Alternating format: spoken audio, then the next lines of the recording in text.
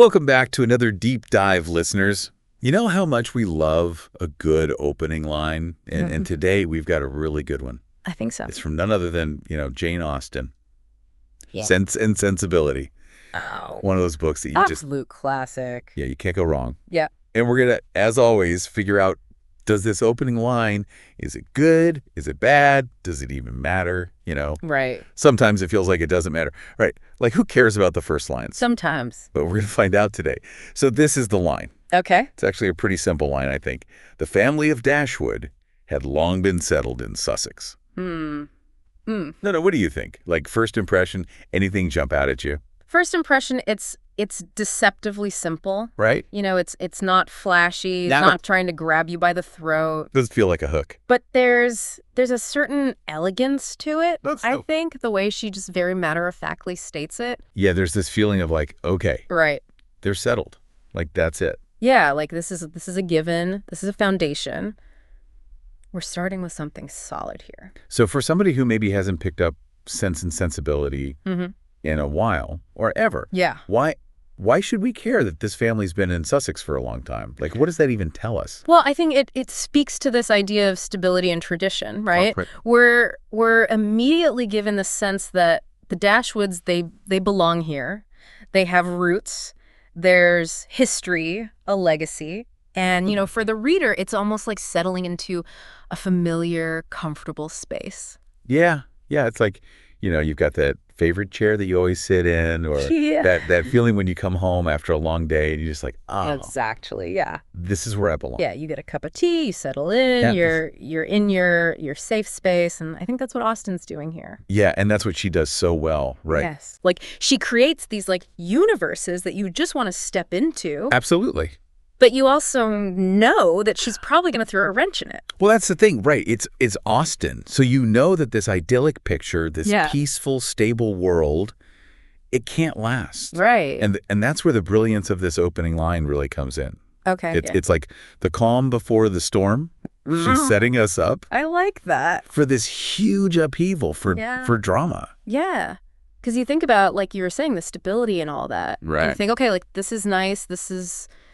It's going to be a quiet, gentle story. Yeah. And then, bam, the rug gets pulled out. Exactly. And the contrast makes that upheaval so much more dramatic, so much more impactful. Yeah. It makes you wonder, too, is she kind of pulling a fast one on it? Like, she's making us comfortable, and then she's going to... Right. Like lulling us into this false sense of security. Yeah, exactly. And then watch out. Yeah. And the source mentioned something about foreshadowing, too. Yes, absolutely. So what is she foreshadowing with this line? Like, what are we supposed to be seeing? Well, on the surface, it's just stating a fact, Right. This family has been settled here. But by emphasizing that, she's subtly hinting at the themes that are going to run throughout the novel. Themes of home, family, displacement, loss. Okay. The struggle to rebuild a life. Okay, so it's not just about Sussex. No, it's not just about a location. It's about what that location represents. Right. What it means to belong, and what happens when you're forced to leave that behind. Yeah, and that feeling of being settled and then unsettled is like, wow. It's all there in that one line. Yeah, it's pretty amazing like how much she packs into such a small space. The source also mentioned world building. Yes. Which I thought was interesting. What do they mean by that? Well, think about it. In just a handful of words, Austen has given us a sense of the Dashwoods' social standing, their place in the world. We know they're established. They've been in Sussex for a long time, so we can assume a certain level of wealth, a certain level of status. Right. And it's all done so subtly, so efficiently. It's masterful. It's like she's painting a picture. She is, yeah. With just like a couple brushstrokes. Exactly.